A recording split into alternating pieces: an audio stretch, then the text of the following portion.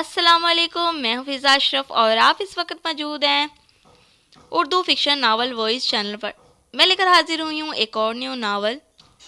اگر آپ لوگ یہ ناول پڑھ رہے ہیں یا سن رہے ہیں تو ویڈیو کو لائک کر دیں اور چینل کو سبسکرائب کر دیں۔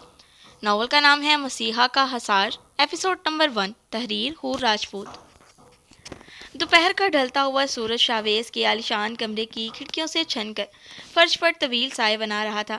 کمرے میں پھیلی ادویات کی مخصوص بو اور حبس زدہ خاموشی شاویز کے اعصاب پر ہتھوڑے برسا رہی تھی۔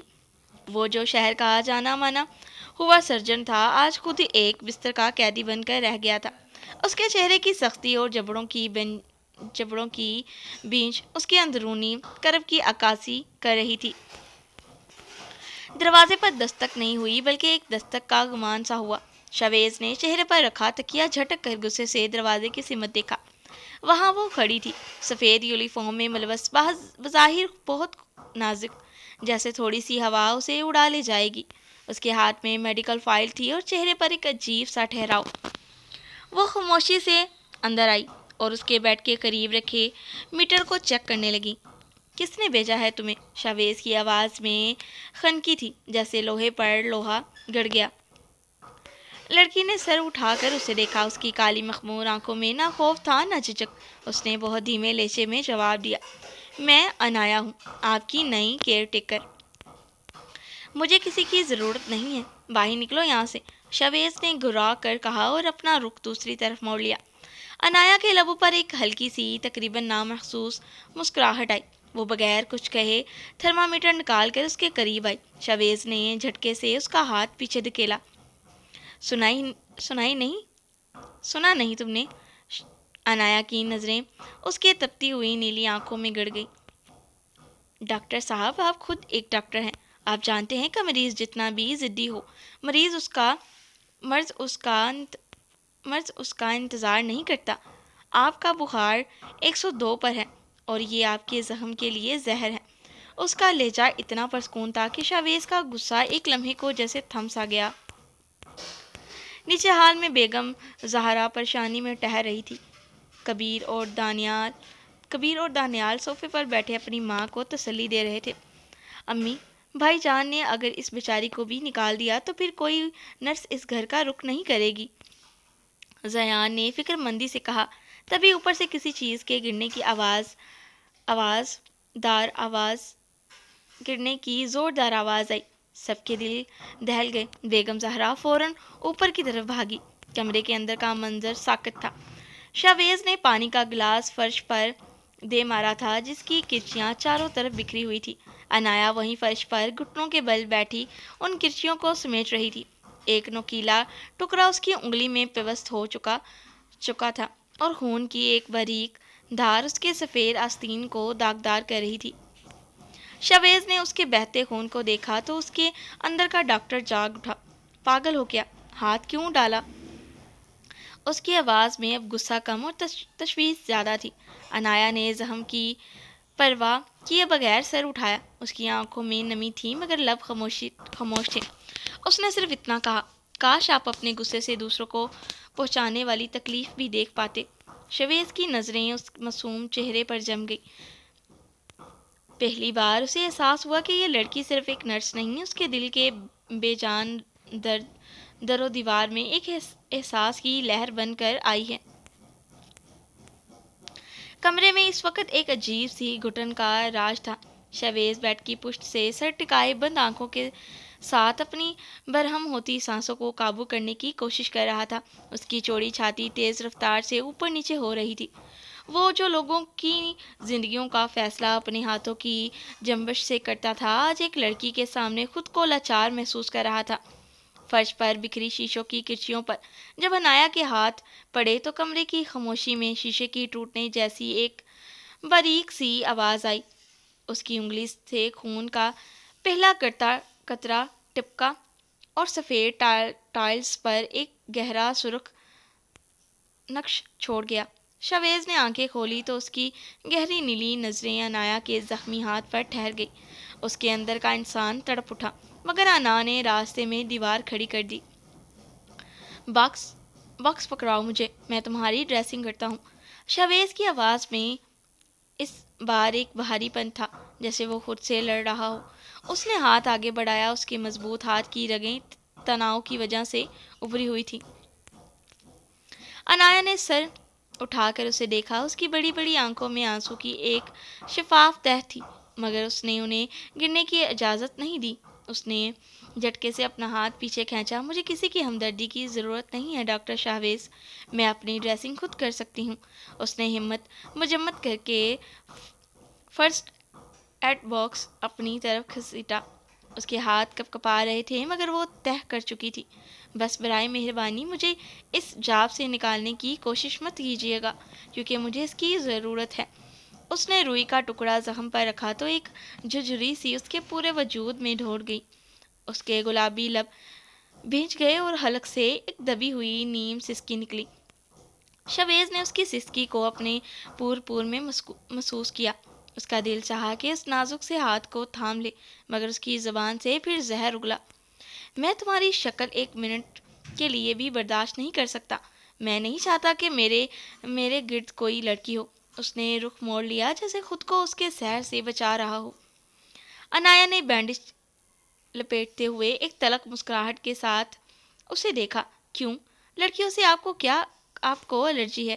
شاویز کی نظریں دوبارہ اس پر جمی۔ اس بار ان میں ایک دہکتی ہوئی آگ تھی۔ ہاں، الرجی ہے۔ اور اگر لڑکی تم جیسی خوبصورت ہو تو پھر یہ الرجی اور بھی بڑھ جاتی ہے، کیونکہ تم جیسی لڑکیاں صرف مردوں کے جذبات سے کھیلنا جانتی ہیں۔ تم لوگوں کے لیے دل توڑنا ایک مشغلہ ہے۔ انایا کا ہاتھ رک گیا۔ اس نے پٹی کا آخری سرا گرا لگایا اور تیکھی نظروں سے اسے دیکھا۔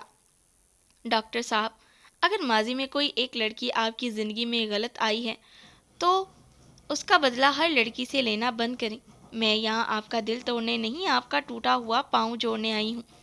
وہ کھڑی ہوئی تو اس کا سر چکرایا، مگر اس نے خود کو سنبھال لیا۔ مجھے اس جاب کی بہت ضرورت ہے، اور میں یہ جاب ہرگز چھوڑ کر نہیں جانے والی۔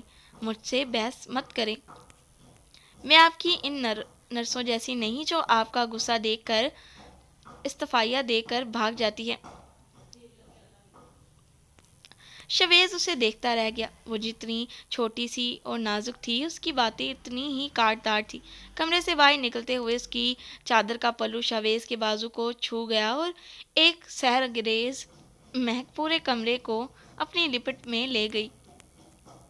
عالیشان حویلی کا بایاں حصہ، جہاں دانیال کا بیڈ روم تھا، ہمیشہ سے ہی ایک پراسرار خاموشی میں ڈوبا رہتا۔ وہاں کی دیواروں پر لگی مہنگی پینٹنگز اور فرش پر بچھے ایرانی قالین دولت کی چمک تو دکھاتے تھے، مگر سکون وہاں سے کوسوں دور تھا۔ اس روم کا ماسٹر بیڈ روم کسی شاہی محل کا حصہ معلوم ہوتا تھا۔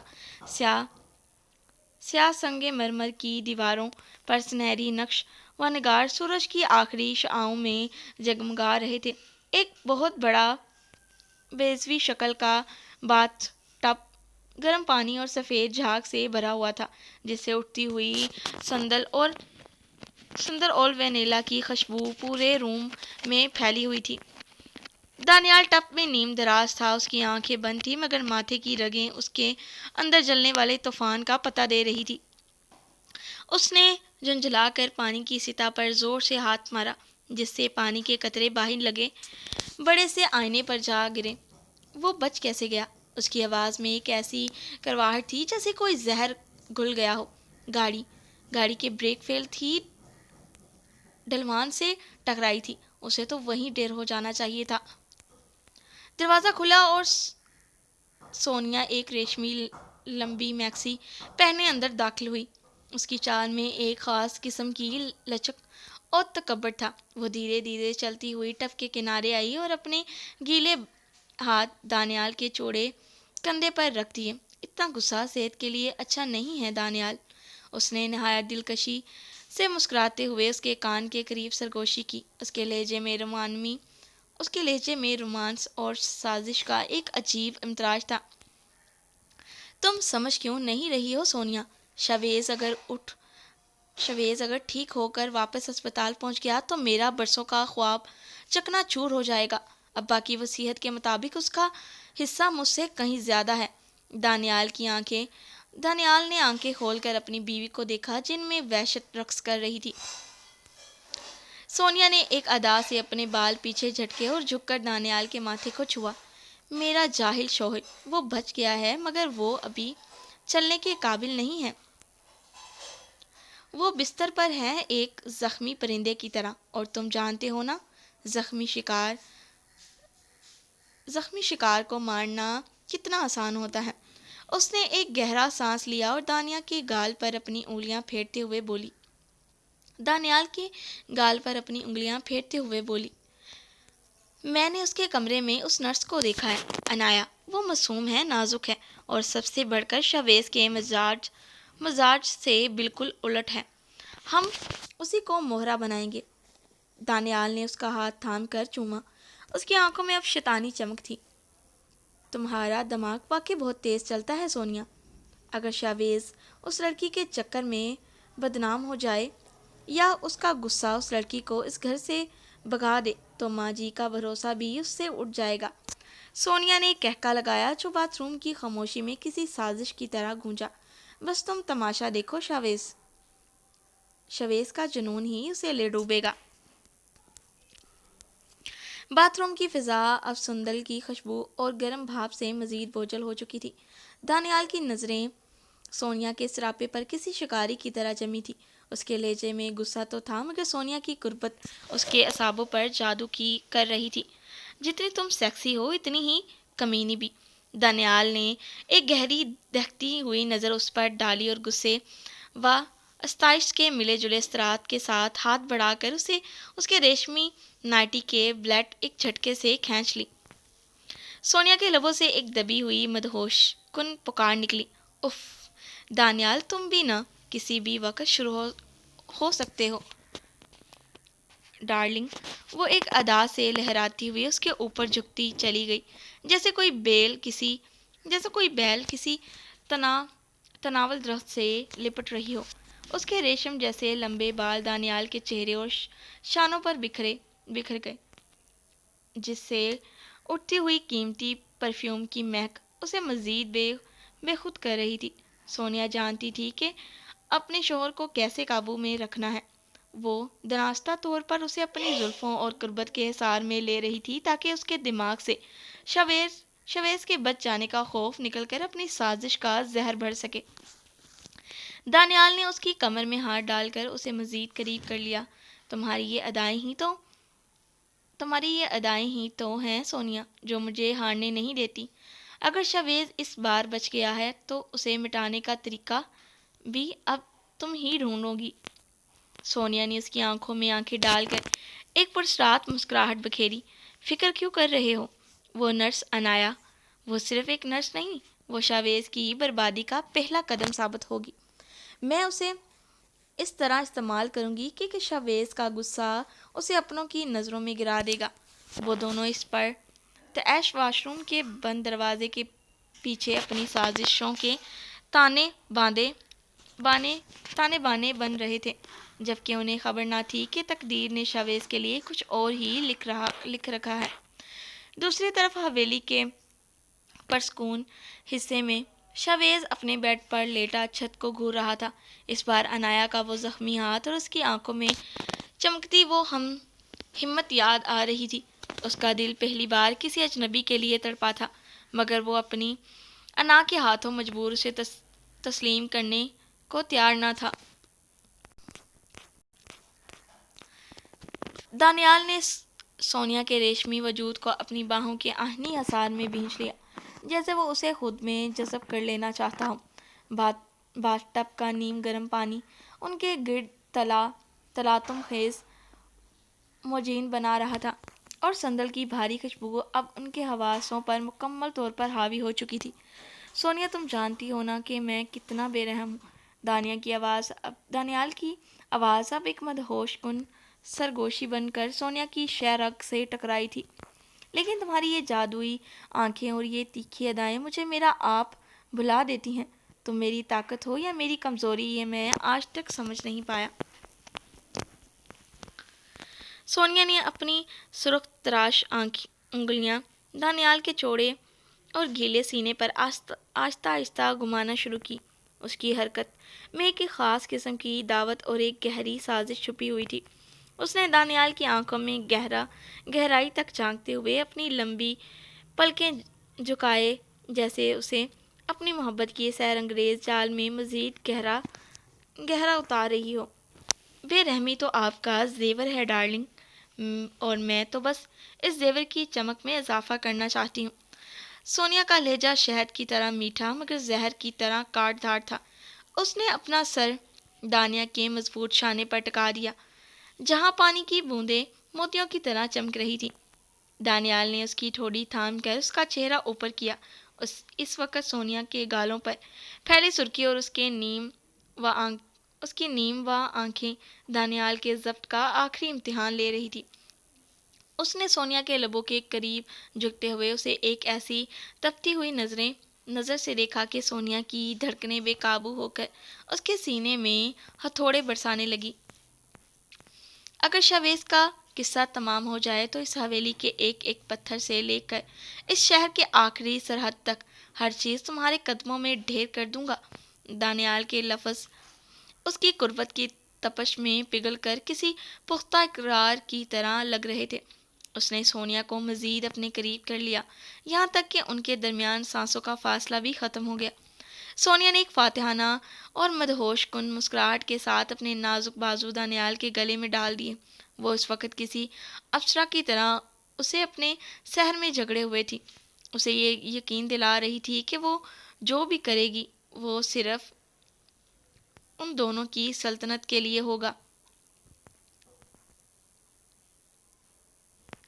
باہر کالی رات کا طوفان کھڑکیوں پر دستک دے رہا تھا، مگر اس بند پرتش کمرے کے اندر ایک الگ ہی دنیا آباد تھی، جہاں محبت صرف ایک مہرہ تھی اور ہوس کا مکمل راج تھا۔ دانیال نے اسے ایک جھٹکے سے اپنی گود میں اٹھایا، جبکہ سونیا کی سحر انگیز ہنسی پوری واش روم کی دیواروں سے ٹکرا کر ایک عجیب سا ارتعاش پیدا کر رہی تھی۔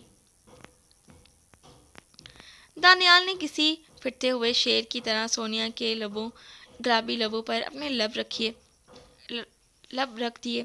اس کے لمس میں محبت کم اور ایک وحشانہ ملکیت کا احساس زیادہ تھا۔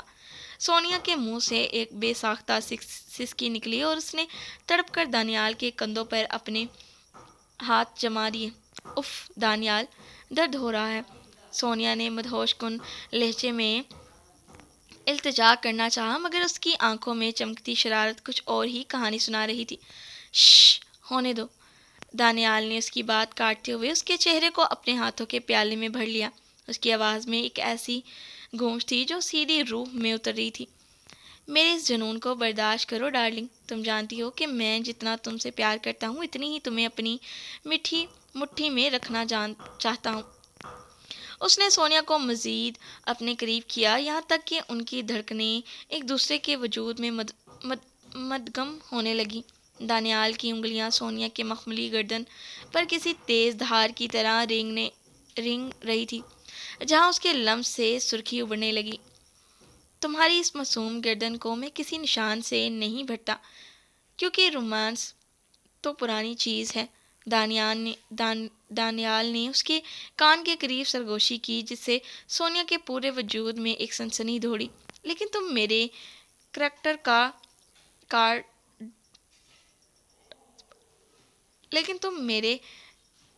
کریکٹر ڈریس پر جتنی عیاشیاں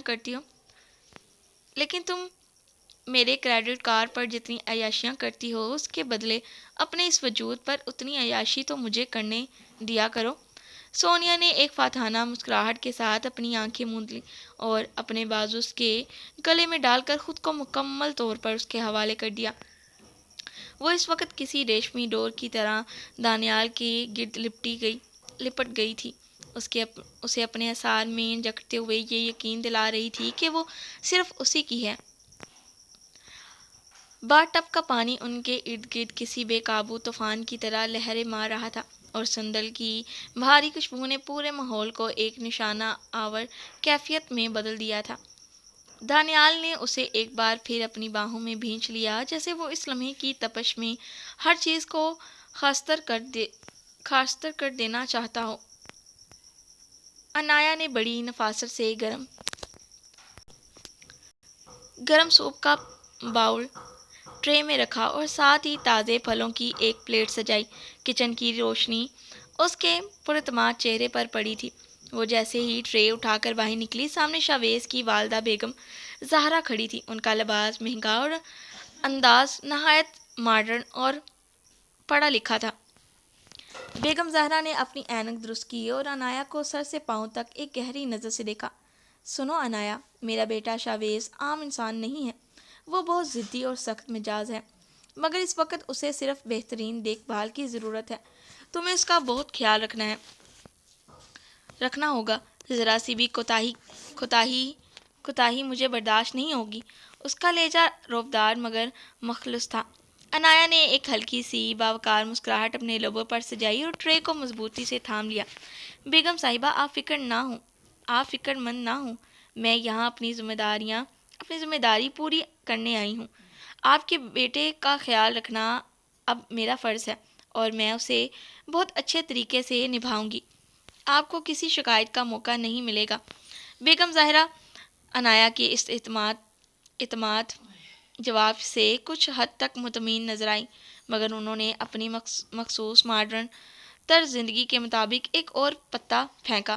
گڈ، اگر تم نے میرے بیٹے کا دل جیت لیا اور اس کا صحیح معنوں میں خیال رکھا تو یاد رکھنا، میں تمہیں نوٹوں سے تول دوں گی۔ تمہیں اس نوکری کے بدلے اتنا ملے گا کہ تم نے کبھی سوچا بھی نہ ہوگا۔ انایا کی آنکھوں میں ایک لمحے کے لیے چمک ابھری، مگر وہ لالچ کی نہیں بلکہ اپنے کام پر یقین کی تھی۔ شکریہ بیگم صاحبہ، مگر میرے لیے مریض کی صحت یابی ہی سب سے بڑا انعام ہے۔ وہ بیگم زہرا کو وہیں حیرت زدہ چھوڑ کر شاویز کے کمرے کی طرف بڑھ گئی۔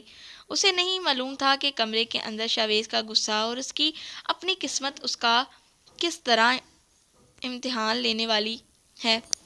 انایا جیسے ہی کمرے میں داخل ہوئی، شاویز کی خمار آلودہ مگر گسیلی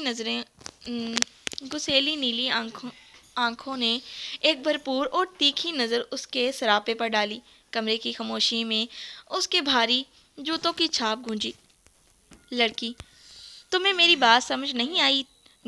گیٹ آؤٹ! شاویز کی آواز کسی گرجتے بادل کی طرح تھی جس میں بے پناہ حقارت بھری ہوئی تھی۔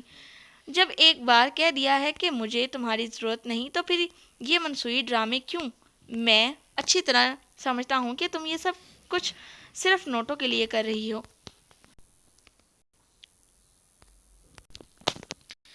اس نے بیڈ کی سائڈ ٹیبل سے ایک چیک بک اٹھائی اور انایا کی طرف اچھال دی۔ میں جانتا ہوں میری اماں نے تم سے کسی بڑی رقم کا وعدہ کیا ہوگا۔ جتنی رقم تمہیں چاہیے وہ میں تمہارے منہ پر مار سکتا ہوں۔ یہ بلیک چیک رکھا ہے، جتنی چاہو رقم اس میں بھر لو اور دفع ہو جا یہاں سے۔ اس کے لہجے کی کاٹ انایا کے دل کو چیر رہی تھی۔ شاویز کا پارا ہائی تھا۔ اس نے مزید زہر اگلا۔ تم نے کہا تھا نا کہ تمہیں نوکری کی ضرورت ہے۔ لو، تمہاری ضرورت میں نے پوری کر دی۔ اب اس سے پہلے کہ میرا ضبط جواب دے جائے، یہاں سے چلی جاؤ۔ بے دردی اور سختی سے کہے گئے ان الفاظوں نے انایا کے ضبط کا بند توڑ دیا۔ اس کی شفاف آنکھوں میں نمی تیرنے لگی اور ایک موٹا سا آنسو پھسل کر اس کے مخمول نخسار پر آ گرا، مگر اس نے کوئی جواب نہیں دیا، نہ ہی چیک بک کی طرف آنکھ اٹھا کر دیکھا۔ اس نے کمال ضبط سے سوپ کا باؤل اٹھایا اور ایک سفید رومال لے کر شاویز کے قریب بڑھی تاکہ اس کے گلے میں رکھ کر اسے سوپ پلائے۔ جیسے ہی اس کا ہاتھ شاویز کے قریب پہنچا، شاویز نے بجلی کی سی تیزی سے اس کی نازک کلائی کو اپنے فولاد ہاتھ میں جکڑ لیا۔ اس کی گرفت اتنی سخت تھی کہ انایا کے چہرے پر تکلیف کی لہر دوڑ گئی۔ خبردار، جو مجھے ہاتھ لگانے کی کوشش کی۔ شاویز نے دانت پستے ہوئے اس کی آنکھوں میں جھانکا۔ ان کے درمیان سانسوں کا فاصلہ مٹ چکا تھا۔ شاویز کے تپتے ہوئے وجود کی تپش انایا محسوس کر رہی تھی، جبکہ انایا کی خاموش سسکیاں شاویز کے پتھر دل کو جھنجھوڑنے کی ناکام کوشش کر رہی تھی۔ شویز کی فولادی گرفت انایا کی نازک کلائی کے گرد مزید سخت ہو گئی، جیسے وہ اس کے ہڈیوں کو جھٹکا دینا چاہتا ہو۔ انایا کی سانس بے ترتیب تھی، مگر اس کی آنکھوں میں جھلکتی ہمت اب بھی قائم تھی۔ ہاتھ چھوڑے میرا، میری کلائی میں درد ہو رہا ہے، انایا نے کمال ضبط سے دبی دبی سی آواز میں کہا، مگر اس کی آواز میں ایک لرزش تھی جو شویز کے دل کی دیواروں سے ٹکرا رہی تھی۔ شویز نے اس کی آنکھوں میں تپتی ہوئی نیلی نظریں گاڑ دیں۔ اس کا چہرہ انایا کے اس قدر قریب تھا کہ دونوں کی سانسیں آپس میں الجھ رہی تھی۔ اگر میرے ساتھ رہو گی تو یاد رکھنا زندگی بھر صرف ایسا ہی درد ملے گا، اس نے گررا کر کہا۔ مجھے اس درد کی پرواہ نہیں، انایا نے پلکیں جھپکائے بغیر جواب دیا۔ شویز نے ایک تلخ قہقہ لگایا جس میں غصہ اور تشویش دونوں شامل تھے۔ احمق لڑکی، تمہیں سمجھ کیوں نہیں آ رہی؟ تم ایک جوان لڑکی ہو اور میرا یہ گھر، تمہارے لیے یہاں رہنا ہرگز سیف نہیں ہے۔ اس نے گرفت ذرا ڈھیلی کی مگر ہاتھ نہیں چھوڑا۔ تمہیں اپنی فکر نہیں ہے؟ مجھے اپنی فکر نہیں ہے۔ انایا کا لہجہ اب بھی چٹان کی طرح مضبوط تھا۔ شویز نے اسے ایک جھٹکے سے اپنی طرف کھینچا، یہاں تک کہ اس کا سر شویز کے چوڑے سینے سے جا ٹکرایا۔ ہونی چاہیے، اس حویلی میں ایک درندہ رہتا ہے جو کسی بھی وقت تمہیں نوچ ڈالے گا، اور یہاں تمہیں بچانے والا کوئی نہیں ہوگا۔ اس حویلی کی یہ اونچی دیواریں تمہاری چیخ تک باہر نہیں جانے دیں گی۔ اس کی آواز اب ایک ہولناک سرگوشی میں بدل چکی تھی۔ جس دن تم یہاں سے باہر جاؤ گی خود سے نظریں ملانے کے لائق نہیں رہو گی۔ وقت ہے سنبھل جاؤ، جب کہہ رہا ہوں چلی جاؤ تو چلی جاؤ۔ کمرے میں موت جیسی خاموشی چھا گئی، صرف ان دونوں کی تیز ہوتی دھڑکنیں سنائی دے رہی تھی۔ انایا دھیرے سے اپنا سر اٹھایا اور شویز کی حیران کن انیلی نظروں میں دیکھتے ہوئے ایک ایسا بم چھوڑا جس نے شویز کے پیروں تلے سے زمین نکال دی۔ اگر میں کہوں کہ میں اس گھر کے بارے میں سب کچھ جانتی ہوں، بہت اچھے سے جانتی ہوں، اور پھر بھی یہاں رہنا چاہتی ہوں، تو میرے خیال سے پھر تو آپ کو کوئی مسئلہ نہیں ہونا چاہیے۔ انایا کے لہجے میں ایک عجیب سا اصرار اور دکھ چھپا تھا۔ مطلب؟ کیا مطلب ہے تمہارا؟ میں سمجھا نہیں۔ شویز کی آنکھوں میں گہری حیرانگی اور رشک کی لہریں ابھری۔ اس کی گرفت خود بخود ڈھیلی پڑ گئی کیونکہ اسے احساس ہوا کہ یہ نازک سی لڑکی شاید اتنی سادہ نہیں ہے جتنا وہ سمجھ رہا تھا۔ شویز کی گرفت اس کی کلائی پر کسی گرم لوہے کی طرح دہک رہی تھی۔ انایا نے تڑپ کر اس کے چہرے کی سمت دیکھا جہاں غصے اور شک کے سائے رقص کر رہے تھے۔ شویز کی سفید قمیض کے بالائی بٹن ٹوٹے ہوئے تھے، جہاں سے اس کا چوڑا کسرتی سینہ صاف جھلک رہا تھا۔ سینے کے گھنے بال اس کی مردانہ وجاہت میں ایک وحشیانہ کشش پیدا کر رہے تھے۔ انایا کی نظریں بے اختیار اس کے مضبوط وجود پر جم گئی، جہاں ایکسیڈنٹ کی تکلیف کے باوجود ایک ایسا رعب تھا جو کسی بھی لڑکی کو اپنے سحر میں جکڑ لے۔ میری بات سنو لڑکی، جو بات ہے سیدھی سیدھی بتاؤ، یہ الجھا کر کہانیاں مت بناؤ۔ کیوں آئی ہو؟ کس نے بھیجا ہے تمہیں؟ شویز کا خوبصورت چہرہ غصے سے تپ رہا تھا۔ اس کی ہلکی داڑھی اور تیکھے نقش اس وقت بیماری کی وجہ سے مزید پراسرار لگ رہے تھے۔ ایک ہاتھ اور ٹانگ پر بندھا پلستر اسے بے بس تو کر چکا تھا، مگر اس کی آنکھوں کی نیلی چمک اب بھی کسی چیتے کی طرح تیز تھی۔ انایا نے محسوس کیا کہ اس کے دل کی دھڑکنیں اس مرد کی آہن کے کرب میں بے قابو ہو کر اس کی پسلیوں سے ٹکرا رہی ہیں۔ اس کے اپنے لب جو ہلکی گلابی لپسٹک سے سجے تھے بری طرح کپکپا رہے تھے۔ اس کے جوڑے سے نکل کر بکھرنے والی زلفیں بار بار اس کے معصوم رخسار کو چھو رہی تھی، مگر اس کی آنکھوں کے پیچھے راز کسی گہرے سمندر کی طرح ساکت تھے۔ آپ کو کیوں لگتا ہے کہ میں آپ کی جان لوں گی؟ انایا کی آواز کسی مدھم موسیقی کی طرح شویز کے کانوں سے ٹکرائی۔ اس نے اپنی نظریں شویز کے چہرے پر جما دی جہاں درد اور انا کی جنگ جاری تھی۔ میں آپ کی جان کبھی بھی نہیں لے سکتی۔ جو کبھی کسی کا مسیحا رہا ہو اور دوسروں کے لیے زندگی کی ضمانت ہوتا ہے، شویز نے اس کی آنکھوں میں جھانکا جہاں سچائی اور کرب کا ایک عجیب امتزاج تھا۔ اسے لگا جیسے یہ لڑکی صرف ایک نرس نہیں بلکہ کوئی ایسی پہیلی ہے جسے بوجھنا اس کے بس میں نہیں۔ شویز خان تھا وہ شویز خان تھا جس نے کبھی کسی کے سامنے سر نہیں جھکایا تھا، مگر اس وقت اس نازک سی لڑکی کی قربت اس کے فولادی اعصاب کو پگھلا رہی تھی۔ عنایا کی معصومیت اور اس کے چہرے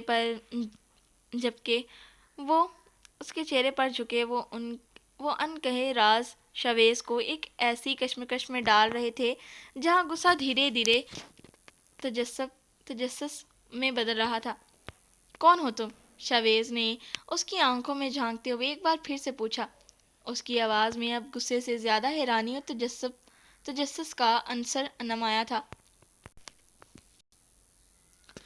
عنایا نے ایک گہرا سانس لیا اور خود کو نارمل کرتے ہوئے جواب دیا، انسان ہوں، ایک ایسی انسان جسے جاب کی ضرورت ہے اور وہ اپنا کام کر کے اپنی زندگی کو سنبھالنا چاہتی ہے۔ اس کے لہجے میں اب ایک عجیب سا ٹھہراؤ تھا جسے وہ شویز کے جاں و جلال سے مرعوب ہونا چھوڑ چکی ہو۔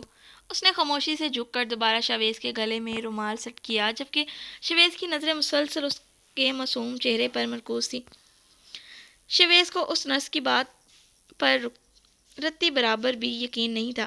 اسے پکا علم تھا کہ اس لڑکی کی خاموشی کے پیچھے کوئی بہت بڑا راز چھپا ہے جو اسے عام نرسوں سے بالکل الگ بنا رہا تھا۔ عنایا نے سوپ کا چمچ اس کے لبوں کے قریب کیا اور بڑی نرمی مگر حتمی انداز میں کہا، پلیز سوپ پی لیجئے، آپ کو دوا دینی ہے اور یہ میری ڈیوٹی ہے۔ اگر میں نے اپنا کام صحیح سے نہیں کیا تو مجھے جاب سے نکال دیا جائے گا۔ مجھے نہیں پینا، اور یاد رکھنا مجھ سے زبردستی کوئی کچھ نہیں کروا سکتا، سمجھی تم؟ شاویز نے اکتا کر رخ موڑ لیا اور تکیے پر سر ٹکا کر آنکھیں موند لی۔ اس کی سنگھال انا اس کی بیماری پر بھی حاوی تھی۔ پینا تو پڑے گا کیونکہ آپ کی صحت پر کوئی سمجھوتا نہیں ہو سکتا، عنایا نے ایک فاتحانہ مسکراہٹ کے ساتھ کہا۔ شویز نے جب آنکھیں کھول کر اسے دیکھا تو اس کے چہرے پر ایک ایسی قاتلانہ چمک تھی جو شویز کے دل کی دھڑکنیں تیز کر گئی۔ عنایا کی گھنی نظریں بے اختیار شویز کے لبوں پر ٹھہر گئیں۔ اس کی اسٹیڈی داڑھی میں چھپے وہ گلابی لب کسی بھی عورت کے ہوش اڑانے کے لیے کافی تھے۔ آپ کی مما کا حکم ہے کہ آپ کا پورا خیال رکھا جائے۔ عنایا نے دوبارہ چمچ آگے بڑھایا۔ ماما؟ شویز نے یہ لفظ اتنی تلخی اور طنز سے دہرایا کہ عنایا ٹھٹک گئی۔ ماما کو میری بہت فکر ہے، بہت زیادہ۔ اس کا لہجہ زہر میں بجھا ہوا تھا، جیسے اپنی ماں کے نام پر اس کے اندر نفرت کا کوئی لاوا ابل رہا ہو، جیسے وہ فی الحال زبان پر نہیں لانا چاہتا تھا۔ ہر ماں کو اپنے بیٹے کی فکر ہوتی ہے، عنایا نے دبی آواز میں کہا اور پھر سے سوپ کا چمچ اس کے منہ کے سامنے کیا۔ ہر ماں کو اپنی اولاد کی فکر نہیں ہوتی، شویز تڑک کر بولا۔ اس کی نیلی آنکھوں میں ایک پرانا دکھ جھلکا۔ یہ صرف آپ کو لگتا ہے۔ عنایا نے اس کی بات کاٹتے ہوئے بڑی مہارت اور زبردستی سے سوپ کا چمچ اس کے منہ میں ڈال دیا۔ شویز حیران رہ گیا، اسے مجبوراً وہ سوپ حلق سے نیچے اتارنا پڑا۔ یہ لڑکی اس کی توقع سے کہیں زیادہ مضبوط اور ضدی نکلی۔ اس نے نہ صرف شویز کے غصے کو نظر انداز کیا بلکہ وہ کام کر دکھایا جس کی اس حویلی میں کسی کی ہمت نہیں تھی۔ وہ ایک کے بعد ایک چمچ اسے پلاتی گئی اور شویز جو پوری دنیا پر حکم چلاتا تھا نہ جانے کیوں اس چلبلی نرس کے سامنے خاموشی سے ہتھیار ڈال چکا تھا، صرف اس معصوم چہرے کو دیکھتا رہ گیا۔ عنایا نے کمال مہارت سے سوپ کا آخری چمچ اسے پلایا اور پھر ٹیشو پیپر اٹھا کر نہایت نرمی سے شویز کے ان تراش زدہ گلابی ہونٹوں کو صاف کرنے لگی۔ نہ جانے اس لمحے میں کیا جادو تھا کہ ٹیشو صاف کرتے ہوئے عنایا کی انگلیاں، نگاہیں اور ہاتھ جیسے ساکت ہو کر رہ گئے۔ وہ ایک پل کے لیے اس لبوں کے لمس اور اس کی مردانہ وجاہت میں کھو سی گئی۔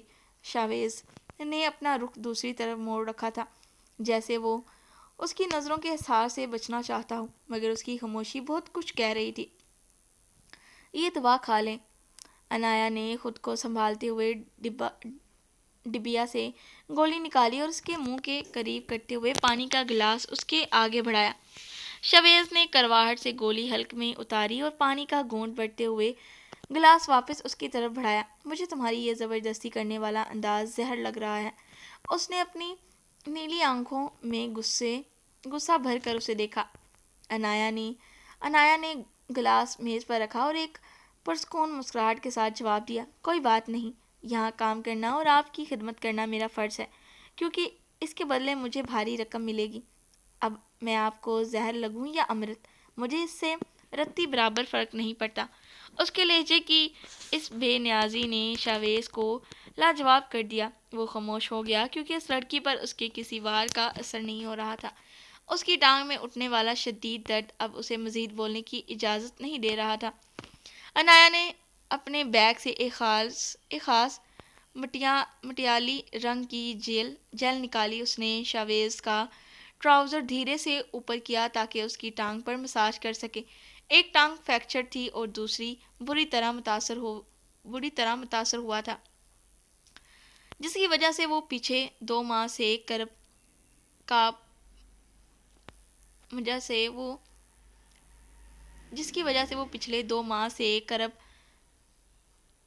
کا پٹھا میں تھا، میوزیکل کا پٹھا میں تھا اور کسی کو چھونے تک نہیں دیتا تھا، مگر انایا کے پاس اس کی پل پل کی رپورٹ تھی۔ اس نے وہ ٹھنڈی جیل شویز کے اس سفید مضبوط اور بالوں سے بھری مردانہ ٹانگ پر لگانا شروع کی۔ شویز کا دل جو کبھی کسی کے لیے نہیں پسیجا تھا، انایا کے ان نازک ہاتھوں کے لمس سے زوروں سے دھڑکنے لگا۔ اس کے چوڑے سینے پر شرارت کرتی دھڑکنیں قمیض کے اوپر سے صاف دکھائی دے رہی تھی۔ انایا کے لمبے ناخن پر لگی گہری مہرون نیلی نیل پالش اس کے دودیا رنگت کو مزید نکھار رہی تھی۔ جب وہ پوری توجہ سے جیل جذب کر رہی تھی، وہ بیڈ پر اس کے بالکل قریب بیٹھی تھی۔ اس کی خوشبو شویز کے حواسوں مختل کر رہی تھی۔ شویز بار بار اپنی نظریں ہٹانے کی کوشش کرتا، مگر اس کا وجود مقناطیس کی طرح انایا کے سراپے کی طرف کھینچتا جا رہا تھا۔ پوری ٹانگ پر جیل لگا کر انایا نے مہارت سے گرم پٹی اس پر لپیٹی اور ٹراؤزر واپس سیدھا کر دیا۔ وہ کھڑی ہوئی اور بڑی عاجزی سے اجازت مانگی، اگر آپ کی اجازت ہو تو میں اسٹاف روم جا کر چینج کر لوں، اس کے بعد میں یہیں ہوں گی آپ کا خیال رکھنے کے لیے۔ شویز نے کوئی جواب نہیں دیا، بس گہری نظروں سے اسے جاتا ہوا دیکھتا رہا۔ اسے احساس ہو رہا تھا کہ یہ نرس اس کے جسم کے ساتھ ساتھ اس کے جذبات کے بند دروازے پر بھی دستک دے رہی ہے۔ شویز کو یکدم کچھ یاد آیا، جیسے وہ کسی گہرے سحر سے جڑی لے کر باہر نکلا ہو۔ اس کی نیلی آنکھوں میں وہی پرانی سختی ادو کر آئی۔ رکو، اس نے اتنے سرد اور حتمی لہجے میں کہا کہ انایا کے قدم فرش سے چپک کر رہ گئے۔ اس نے پلٹ کر اسے دیکھا تو شاویز کی نظریں اس پر جمی تھیں۔ جی، کوئی کام ہے؟ کام نہیں ہے، مگر تم اس کمرے سے باہر نہیں جاؤ گی۔ اگر یہاں نوکری کرنی ہے تو یاد رکھنا، اس کمرے سے باہر قدم نہیں نکالنا، سمجھی تم؟ شویز کی آواز میں حکم کا ایسا عنصر تھا جس سے انکار کی گنجائش نہ تھی۔ انایا کے ماتھے پر سلوٹیں ابھریں۔ لیکن کیوں؟ میرا حکم ہے، بس اس لیے، شویز نے بات کاٹتے ہوئے کہا۔ تمہیں کپڑے بدلنے ہیں تو اسی کمرے کے واش روم میں جاؤ، یہیں اپنا سیٹ اپ بناؤ۔ انایا نے حیرت سے شاویز کے شانہ بیڈ روم اور اس سے جڑے وسیع و ریز واش روم کو دیکھا۔ مگر میں آپ کا کمرہ اور واش روم کیسے استعمال کر سکتی ہوں؟ جیسے مجھ پر زبردستی سوپ اور دوائیاں جھاڑ رہی ہو، بالکل اسی طرح جھاڑ کر کام کرو۔ میری طرف سے اجازت ہے۔ شویز نے تکیے پر سر ٹکائے ہوئے طنزیہ انداز میں کہا۔ عنایا نے لمحہ بھر کو کچھ سوچا، پھر خاموشی سے سر ہلا دیا۔ اسے اندازہ تھا کہ شویز کسی گہری وجہ سے اسے اپنی نظروں کے سامنے رکھنا چاہتا ہے۔ ٹھیک ہے، میں جا کر اپنا سامان لے آتی ہوں۔ وہ دروازے کی جانب بڑھی تھی کہ شویز کی آواز پھر سے گونجی۔ اس کی ضرورت نہیں ہے، تمہارا سامان یہیں پہنچ جائے گا۔ اگلے ہی لمحے شویز نے اپنا موبائل اٹھایا اور ملازم کو مختصر حکم دیا۔ میکس 5 منٹ میں عنایا کا ہینڈ کیری بیگ کمرے میں لا کر رکھ دیا گیا۔ محسوس کر رہی تھی انکمفرٹیبل محسوس کر رہی تھی عنایا انکمفرٹیبل محسوس کر رہی تھی اس وقت شدید غیر آرام دہ ایک بھرپور وجیہہ اور اجنبی مرد کے ساتھ ایک ہی کمرے میں رات گزارنا اور وہیں کپڑے تبدیل کرنا اس کے لیے آسان نہ تھا، مگر یہ سب اس کی ڈیوٹی کا حصہ تھا۔ اس نے بیگ سے میرون رنگ کا ایک کھلا ٹراؤزر اور شرٹ نکالی۔ ہاسپٹل کی زندگی میں وہ رات کو ایسے ہی آرام دہ کپڑے پہننے کی عادی تھی۔ وہ واش روم میں چلی گئی اور نیم گرم پانی سے شاور لے کر خود کو کافی فریش محسوس کرنے لگی۔ جب وہ گیلے بالوں کو کلپ میں جگڑے باہر نکلی تو میرون رنگ اس کے دودیا رنگت پر قیامت ڈھا رہا تھا۔ شویز کی نظریں اس کے معصوم اور نکھرے ہوئے سراپے پر ٹھہر سی گئی۔ ایک پل کے لیے اس کے مردانہ اعصاب ساکت ہوئے، مگر اگلے ہی لمحے اس نے سختی سے نظریں ہٹا لی۔ عنایا سامنے رکھے صوفے پر جا کر لیٹ گئی۔ آپ کو کچھ بھی چاہیے ہو تو مجھے بتا دیجیے گا، اس نے دبی آواز میں کہا۔ سو جاؤ، فی الحال کسی چیز کی ضرورت نہیں۔ شویز کی آواز جیسے حلق میں پھنس گئی تھی۔ وہ بس اتنا ہی کہہ پایا۔ عنایا نے صوفے پر لیٹتے ہی اپنے بالوں سے کلپ اتار دیا۔ جیسے ہی اس کے سیاہ زلفیں بکھر کر اس کے چہرے اور صوفے کے کنارے پر پھیل گئیں، وہ آنکھیں بند کیے لیٹی تھی مگر اسے نیند نہیں آ رہی تھی۔ اسے مسلسل شویز کی موجودگی کا احساس تڑپا رہا تھا۔ شویز نے شاید اس کی بے چینی بھانپ لی تھی، اس لیے اس نے بیڈ سائڈ کا تیز لیمپ بجھا دیا۔ اب کمرے میں صرف ایک مدھم سی نائٹ لائٹ جل رہی تھی، جس کی نیم اندھیرے میں صوفے پر لیٹی عنایا کسی جنت سے اتری اپسرا لگ رہی تھی۔ شویز اندھیرے میں بھی اس کے وجود کی تپش محسوس کر رہا تھا، اور یہی وہ رات تھی جہاں سے ان دونوں کی زندگیوں کا رخ بدلنے والا تھا۔ حویلی کے دوسرے ونگ میں جہاں دانیال کا بیڈ روم تھا، فضا کسی گناہ کی بدبو اور خاموشی میں لپٹی ہوئی تھی۔ دانیال بیڈ پر اوندے منہ پڑا تھا، اس کی سانسیں بوجھل اور بے ترتیب تھیں۔ سونیا نے بڑی چال بازی سے اسے شراب کی اوور ڈوز پلائی تھی، جس کے اثر سے وہ اب کسی مردے کی طرح گہری بے ہوشی کے آغوش میں تھا۔ اسے خبر تک نہ تھی کہ اس کی اپنی بیوی اسے ایک مہرے کی طرح استعمال کر کے اپنی ہوس کے آگ بجھانے جا رہی ہے۔ سونیا نے دانیال پر ایک حقارت بھری نظر ڈالی اور ایک ریشمی چادر اوڑھ کر دبے قدموں کمرے سے باہر نکلی۔ رات کا پچھلا پہر تھا اور پوری حویلی نیند کی چادر تانے سو رہی تھی، مگر سونیا کی آنکھوں میں شہوت اور سازش کا طوفان برپا تھا۔ وہ پچھلے راستے سے ہوتی ہوئی حویلی کے عقبی حصے میں بنے ایک چھوٹے سے گیسٹ ہاؤس کی طرف بڑھی، جہاں روشنیاں مدھم تھیں۔ دروازہ پہلے سے آدھا کھلا تھا۔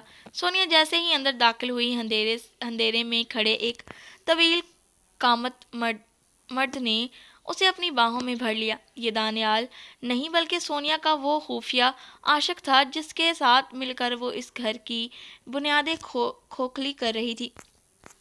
اتنی دیر کر دی تم نے؟ اس شخص کی آواز میں ایک وحشیانہ تڑپ تھی۔ اس نے سونیا کے گلے میں پہنی ریشمی چادر ایک جھٹکے سے سرکا دی۔ سونیا ایک مدہوش کن کہکا لگایا اور اپنے ہاتھ اس کے گرد حمائل کر دیے۔ دانیال کو سلانے میں وقت لگتا ہے ڈارلنگ، اب وہ صبح تک ہوش میں نہیں آئے گا۔ اس کا لہجہ زہریلا اور بے حد بولڈ تھا۔ اس نے اپنے وجود کو اس شخص کے قریب کر دیا جہاں حیا کا کوئی گزارا نہ تھا، گیسٹ ہاؤس کے اس بند کمرے میں جہاں دیواریں بھی ان کے گناہ کی گواہ بن رہی تھی۔ سونیا مکمل طور پر بے لباس ہو کر اپنے عاشق کے سحر میں گم ہو چکی تھی۔ اسے نہ تو اپنے شوہر کی پرواہ تھی اور نہ ہی اس خاندان کی عزت کی۔ وہ صرف اپنی ہوس اور اس جائیداد کو ہڑپنے کی جنون میں اندھی ہو چکی تھی۔ شویز کا کیا کرنا ہے؟ اس شخص نے سونیا کے گرد اپنی لب رکھتے ہوئے گردن پر اپنے لب رکھتے ہوئے پوچھا۔ سونیا کی سسکیوں میں ایک شیطانی عزم تھا۔ وہ نرس میرا کام آسان کر دے گی، بس تم مجھے وہ زہر لا کر دو جو خون میں ملا کر نشان بھی نہیں چھوڑتا شویز کے مرتے ہی دانیال میرا غلام ہوگا اور یہ حویلی ہماری۔ ایک طرف شویز کے کمرے میں پکیزہ محبت کی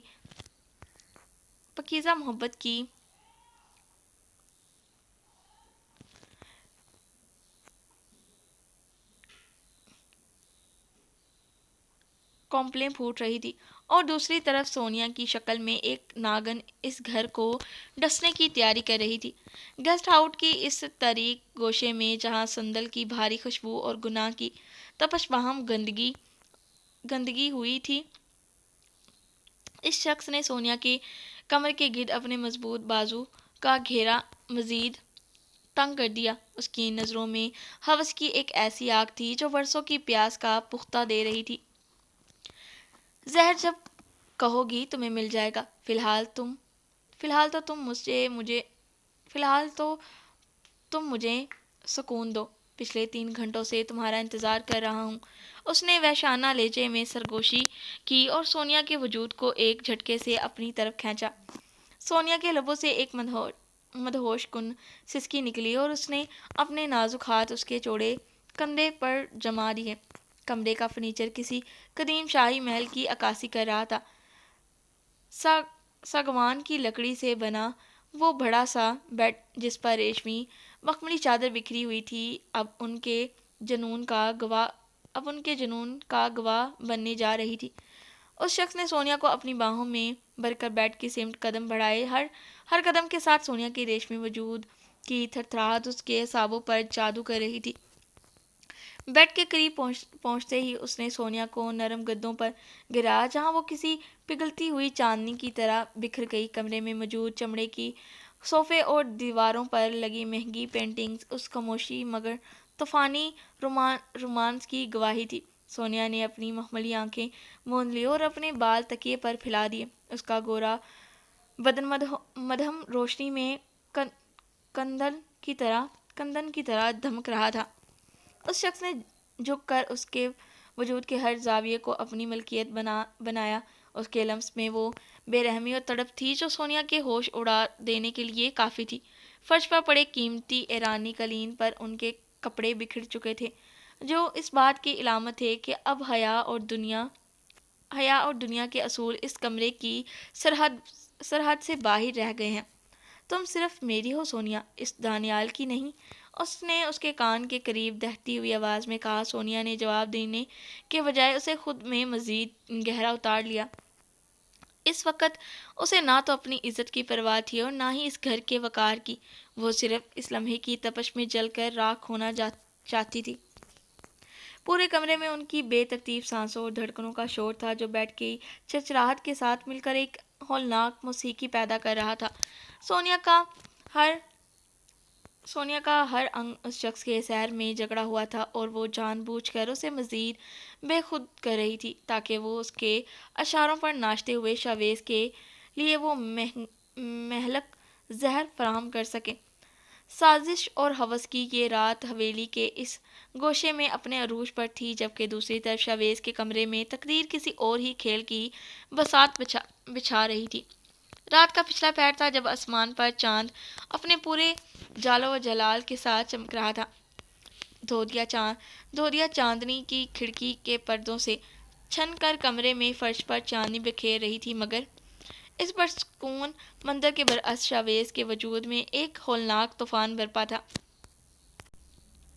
اس کی ٹانگ کا وہ پرانا وحشانہ درد اسے ایک بار پھر جھنجھوڑ رہا تھا جس سے وہ روز لڑتا تھا، مگر آج رات کی خاموشی میں اس کرب کی شدت ناقابل برداشت ہو چکی تھی۔ شویز کے حلق سے ایک دبی ہوئی کراہٹ نکلی جو صوفے پر نیم دراز عنایا کے لیے کسی خطرے کی گھنٹی سے کم نہ تھی۔ وہ جو خود ایک کچی نیند میں تھی فوراً ہڑبڑا کر اٹھ کر بیٹھ گئی اور تیز قدموں سے بیڈ کے قریب آئی۔ آپ کو درد ہو رہا ہے؟ اس کی آواز میں گہری تشویش تھی۔ اس نے لمحہ ضائع کیے بغیر دیوار پر لگے بٹن سے کمرے کی روشن لائٹس آن کر دی۔ تیز روشنی میں شویز کا چہرہ پسینے سے شرابور اور تکلیف سے نیلا پڑتا دکھائی دے رہا تھا۔ بہت بہت شدید درد ہے۔ شویز کے لبوں سے ایک آہ نکلی۔ وہ ایک چٹان جیسا مضبوط مرد تھا، مگر یہ اعصاب شکن درد کسی کو بھی تڑپانے کے لیے کافی تھا۔ پریشان نہ ہو، ابھی آرام آ جائے گا، انایا نے تسلی دیتے ہوئے فوراً فرسٹ ایڈس کھولی اور ایک انجیکشن میں دوا بھرنے لگی۔ مجھے انجیکشن نہیں لگوانا، شویز نے نکاہٹ کے باوجود سختی سے کہا۔ اس کی نیلی آنکھوں میں ایک عجیب سا بچپنا اور خوف لہرایا۔ لگوانا پڑے گا کیونکہ اسے آپ کو سکون ملے گا، انایا نے حتما لہجے میں جواب دیا۔ میں نے کہا نا مجھے نہیں لگوانا۔ شویز نے ہاتھ پیچھے کھینچنے کی کوشش کی مگر وہ بیڈ پر بے بس تھا۔ شرم کرے، اتنے بڑے ہو گئے ہیں اور اب بھی انجیکشن سے ڈر لگتا ہے۔ انایا نے ایک ہلکی سی طنزیہ مسکراہٹ کے ساتھ زشت کیا اور بغیر اجازت اس کی کلائی تھام لی۔ اس نے شویز کی ابری ہوئی نس کو اسپرٹ لگی روئی سے صاف کیا، جبکہ شویز اسے بولنے کا موقع دیے بغیر ساکت رہ گیا۔ انایا اس کے بالکل قریب بیڈ کے کنارے پر پاؤں لٹکائے بیٹھی، اس کی مہرون شرٹ کی خوشبو شویز کے حواس پر چھا رہی تھی۔ جیسے ہی باریک سوئی شویز کے بازو کی مضبوط نس کے اندر پیوست ہوئی، شویز نے درد اور ڈر کے مارے اپنا دوسرا ہاتھ انایا کی کمر پر رکھ کے اسے سختی سے اپنی طرف کھینچ لیا۔ اس کی گرفت اتنی اچانک اور فولادی تھی کہ انایا کے منہ سے ایک سسکی نکلی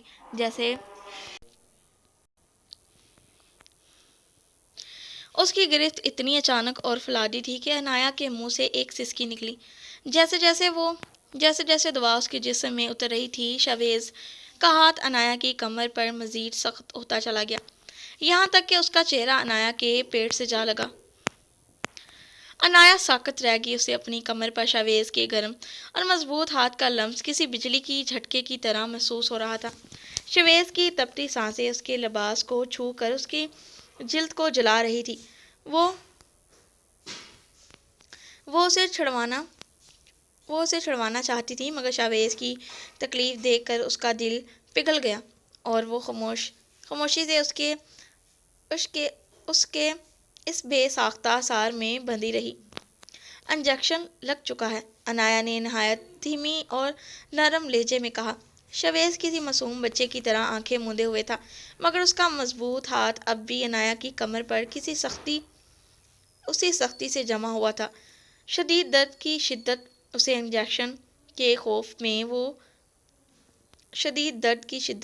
انجیکشن کے خوف میں وہ بھول چکا تھا کہ اس نے کسی اپنے حصار میں لے رکھا ہے۔ یہ سب کچھ اتنا بے ساختہ تھا کہ لمحہ بھر کو وقت تھم گیا۔ پلیز ہاتھ ہٹا دیں، مجھے درد ہو رہا ہے، انایا کے دوبارہ کہنے پر شویز جیسے ہوش میں آیا۔ اس نے جھٹکے سے اپنا ہاتھ پیچھے کھینچا، جیسے کسی دھکتے ہوئے کوئلے کو چھو لیا ہو۔ مجھے بھی درد ہو رہا تھا، تم نے زبردستی انجیکشن لگایا، مجھے یہ انداز بالکل پسند نہیں۔ اس نے خفقت مٹانے کے لیے رخ موڑ کر نظریں چرا لی، مگر اس کے لہجے میں اب وہ پہلے والی گرج غائب تھی۔ انایا نے ایک سکون بخش مسکراہٹ کے ساتھ سر ہلایا۔ کوئی بات نہیں، آپ کو میرا انداز پسند نہ ہو مگر 5 منٹ میں آپ کو سکون آ جائے گا، بس اس چیز پر فوکس کریں۔ اس نے خالی سرنج ڈسٹ بن میں پھینکی اور کمرے میں چہل قدم کرنے لگی۔ اس کی نظریں مسلسل شویز کے چہرے کے تاثرات پر تھیں۔ کچھ دیر بعد وہ دبے قدموں بیڈ کی پائنٹی کے جانب بڑھی اور شویز کے پاؤں کو اپنی نرم و نازک ہاتھوں سے آہستہ آہستہ دبانے لگی۔ شویز نے حیرانگی سے اسے دیکھا۔ وہ لڑکی سے بہت سمجھداری سے ہینڈل کر رہی تھی۔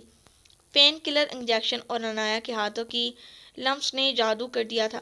وہ کرب جو اسے ہر رات تڑپاتا تھا اب مدھم پڑنے لگا تھا۔ شویز کو محسوس ہوا کہ یہ لڑکی صرف ایک نرس نہیں بلکہ اس کے بے چین وجود کے لیے سکون کا پہلا ذریعہ بن رہی تھی۔ انجیکشن میں موجود نیند کی دوا نے اپنا اثر دکھایا اور دیکھتے ہی دیکھتے شویز کی بوجھل آنکھیں بند ہو گئی۔ وہ گہری نیند کی آغوش میں چلا گیا۔ عنایہ اپنی جگہ سے اٹھی اور بیڈ کے قریب جا کر خاموشی سے کھڑی ہو گئی۔ سویا ہوا شویز کسی یونی دیوتا کی طرح حسین لگ رہا تھا۔ وہ واقعی ایک شہزادہ تھا جس کی وجاہت نیند میں بھی برقرار تھی۔ عنایہ کے دل نے بغاوت کی۔ اس نے کانپتے ہوئے اپنے پوروں سے شویز کے ماتھے پر بکھرے بالوں کو ٹھیک کیا۔ وہ ایک ایسا پرکش مرد تھا جس پر کوئی بھی عورت ایک لمحہ سوچے بغیر فدا ہو سکتی تھی۔ اسے یقین تھا کہ شویز اب ہوش میں نہیں آئے گا، بس اس لیے وہ بے خوف ہو کر وہیں اس کے سرہانے بیٹھ گئی۔ اس نے اپنی انگلیوں کے پوروں سے ہوا میں اس کے نقش تراشے، جیسے کسی خواب کو حقیقت کا روپ دے رہی ہو۔ چاندنی کھڑکی سے چھن کر ان دونوں پر پڑ رہی تھی، جو اس خاموش اور پاکیزہ محبت کی گواہ بن رہی تھی۔ چلے جی، آج کا ہمارا ایپیسوڈ یہاں پر اختتام ہوا۔ کل ملتے ہیں ایک نئے ایپیسوڈ کے ساتھ۔ اگر آپ لوگوں کو یہ ایپیسوڈ پسند آیا تو ویڈیو کو لائک کر دیں اور چینل کو سبسکرائب کر دیں، اور کمنٹ باکس میں اپنی رائے کا اظہار ضرور دیجیے گا۔ اللہ حافظ، دعاؤں میں یاد رکھیے گا۔